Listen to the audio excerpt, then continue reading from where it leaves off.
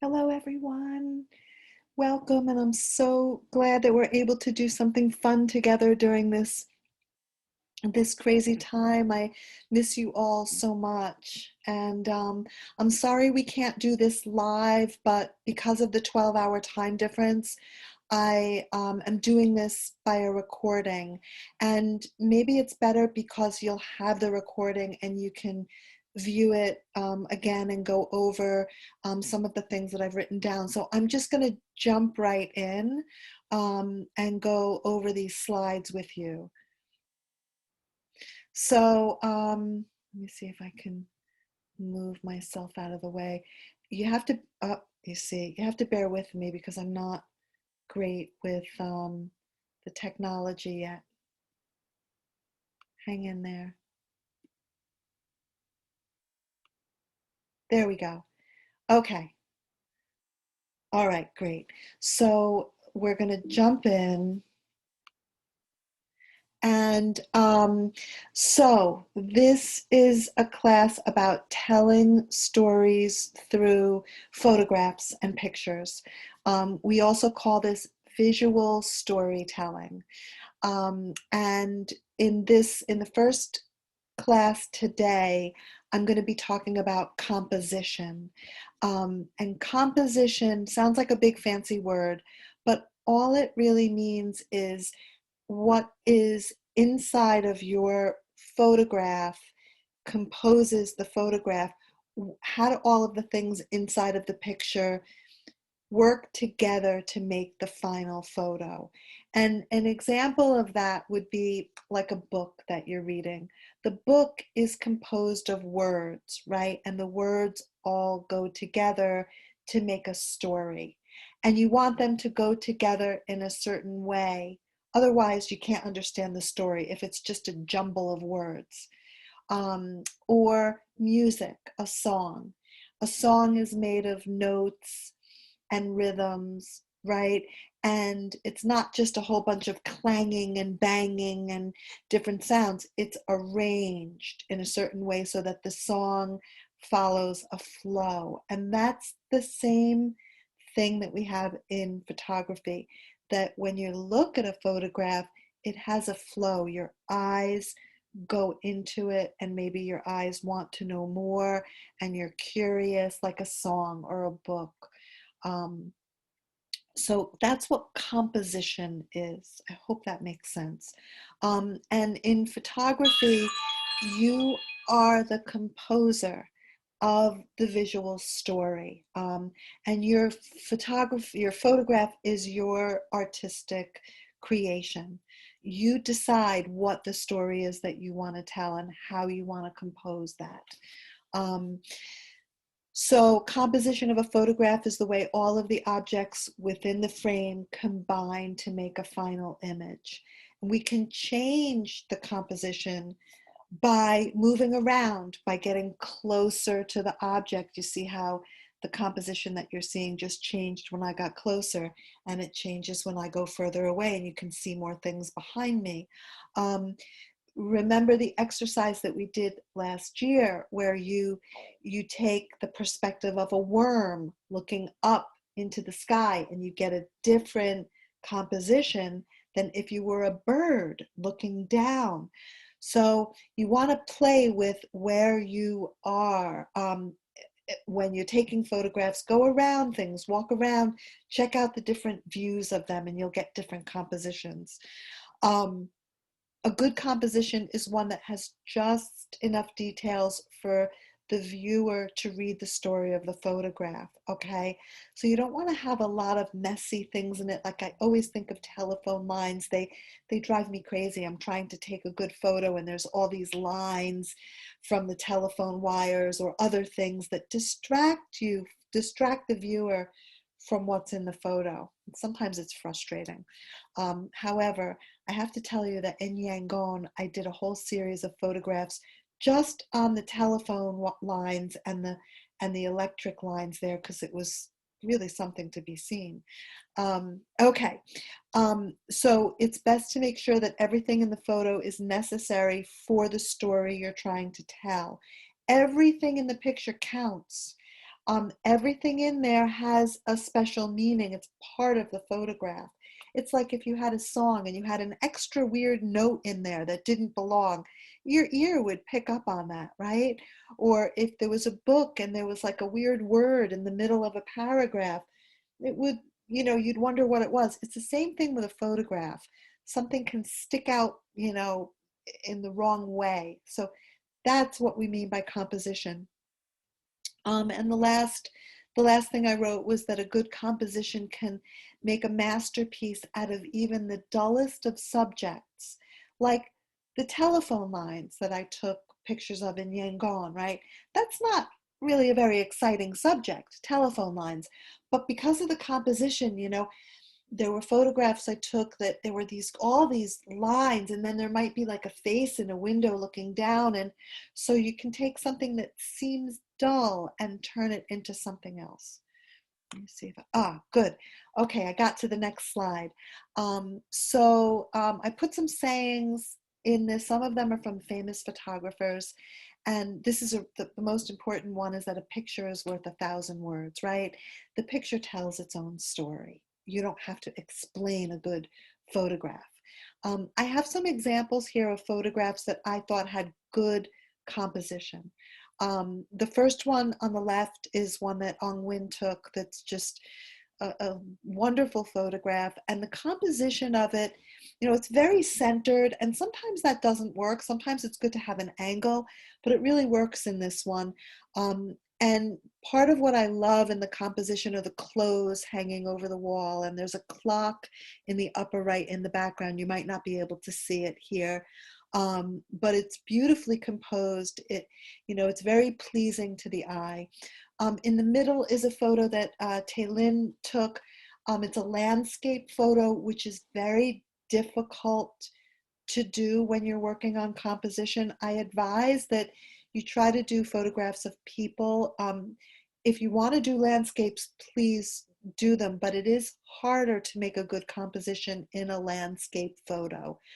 This happens to be a really good composition.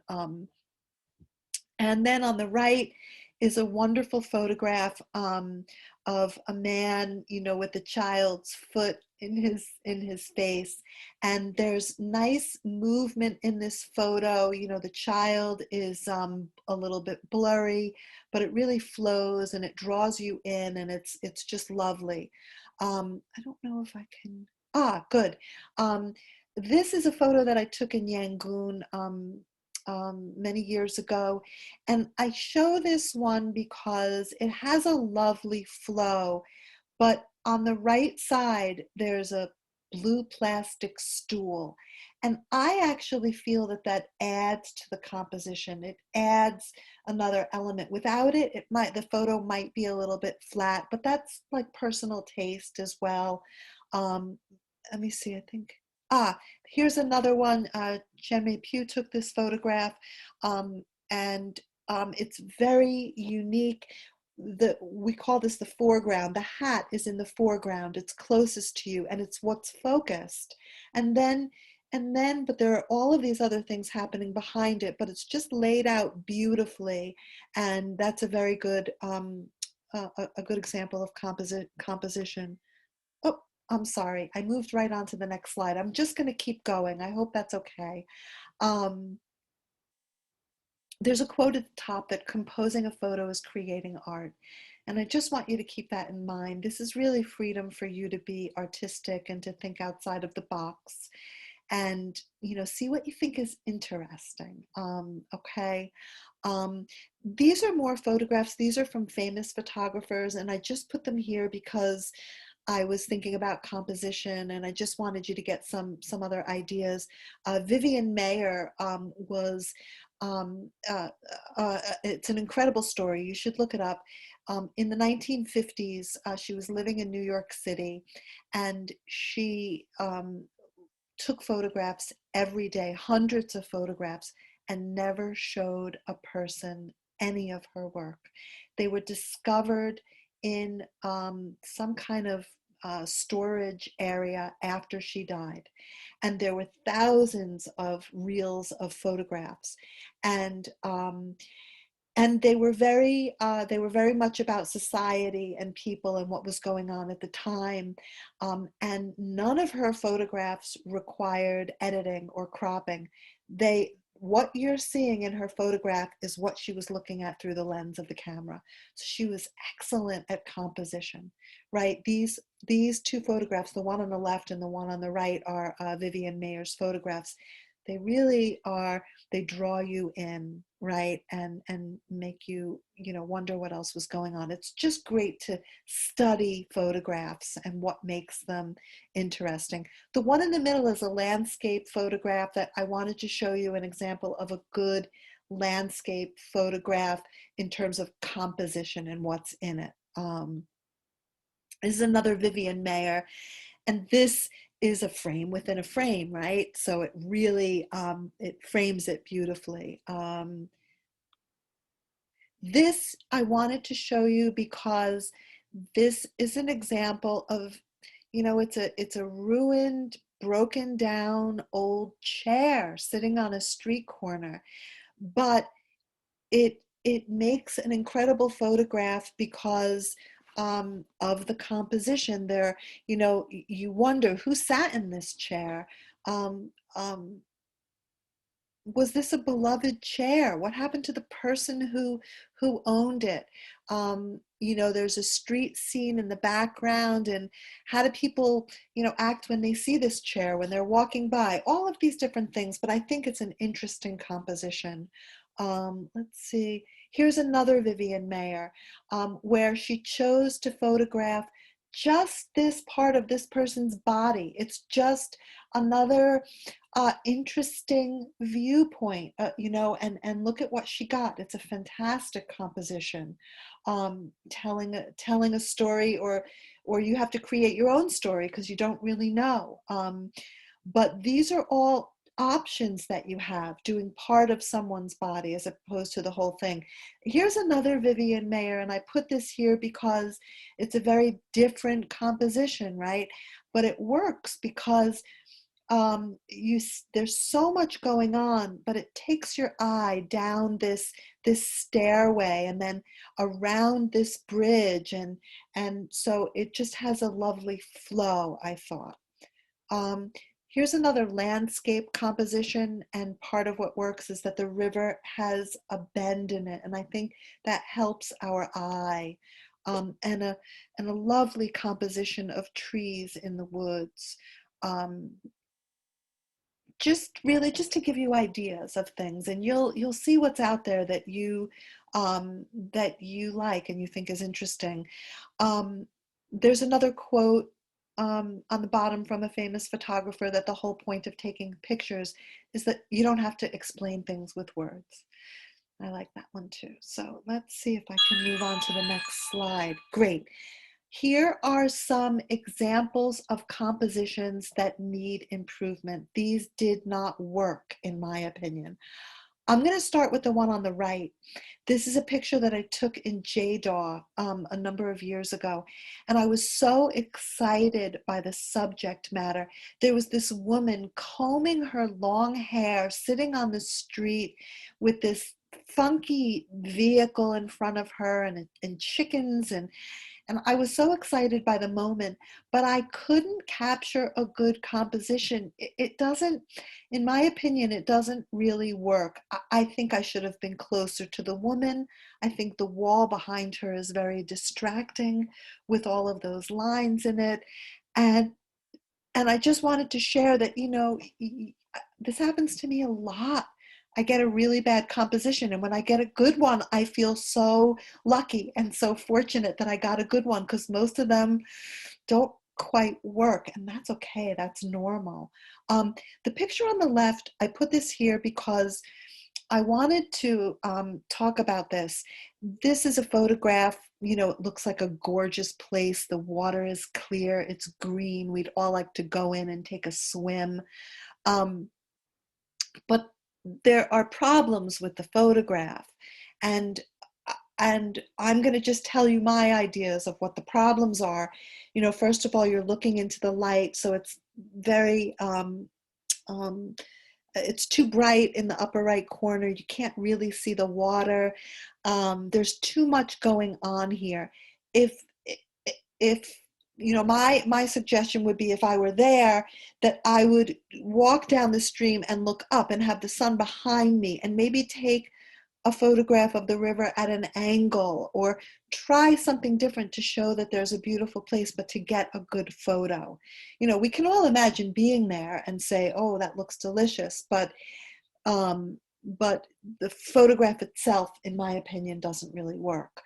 Um, there's a quote on the bottom of this screen. It says, there are always two people in every picture, the photographer and the viewer. And I think that's just an interesting thing to think about. When you're looking at the photograph, you're also looking in a funny way at the person who took the picture. When you hear a song that you love, you wonder, who was the person who wrote this, and what was in their heart and in their mind. Um,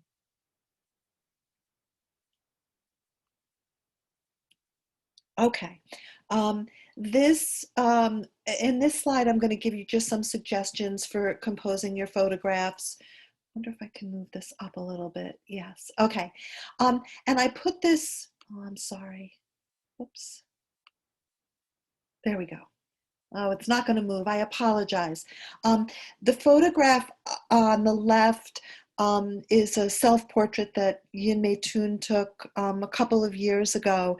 And I'm showing it because it's such an interesting composition. We did edit this photograph. It was a bigger self-portrait of her face. And together we worked and we shrunk it down, and we got this composition that we both said, wow, that looks really cool. So that's just something, to think about. When you go out and you start taking photographs, look at what's in the background and try to reduce distractions like telephone lines and other stuff that you don't want to be in there. Practice walking around and viewing things from different angles. Go low and go high, the worm and the bird. Imagine a frame around your picture. Imagine it's got definition around the edge, so it's a solid picture. Try to have the sun behind you, okay, for this exercise. If you want to do something artsy and you want to do a backlit photo with the sun in front of you, please, I'm not going to stop you. I'm just giving some suggestions. Take a lot of photographs. It's hard to get a good one, and when you do, it's a gift. Not everyone will be good. There's a rule of thumb for professional photographers: if they get one good photo out of 250 photographs, they feel fortunate. So, that's what it takes, when you're really going for the one that you love. Photography is art and passion. Have fun. Use your heart. Let yourself get excited and think outside of the box, okay? Don't be afraid to make mistakes. And I suggest looking up famous photographers to see what you like. Let's see. Okay, here is your assignment. And I don't know why I can't seem to move this. Maybe I can, sorry guys. Okay. Um, so the assignment is to take a lot of photographs and to play with composition and what's inside of the photo, all right, and to have fun. Don't be too technical. Don't get too uptight about that. Just think of yourself as an artist. I suggest photographing people and trying that out. Submit 1 or 2 photos to me via email. Here's my email address. If you don't have an email that you can send them through Facebook, that's fine. And then we can work together on editing ideas if you would like. If you want to tweak things, we can work together on that. Tell me about the photograph that you're submitting. What story does it tell?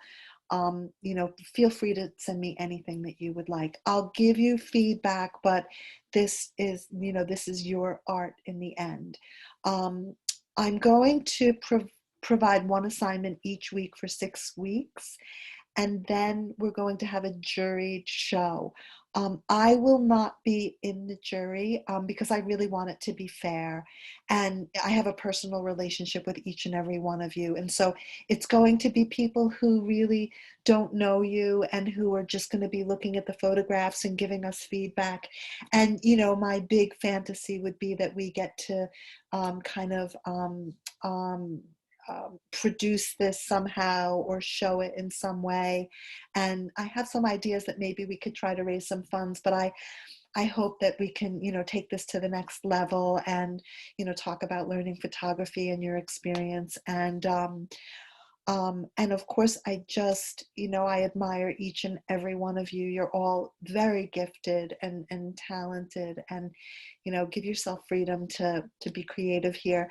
I leave you with one final photograph that I took in JDAW a couple of years ago, and I just, this is straight out of the camera. I did not crop or edit this. It was as it was when I saw this boy. It was just one of those magic moments that are so rare in photography, where, you know, it was, his face came out so clear, but I thought that the composition was really good. He's a little bit off center, which helps in a photograph.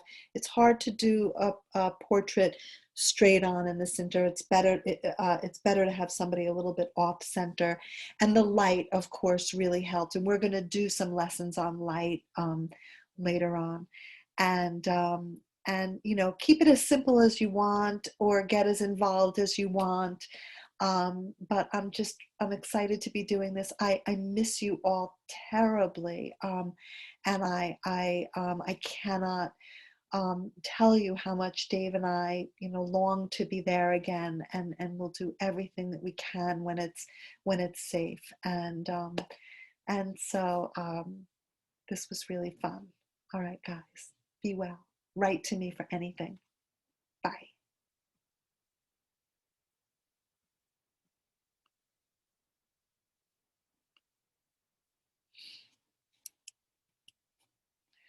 Woo!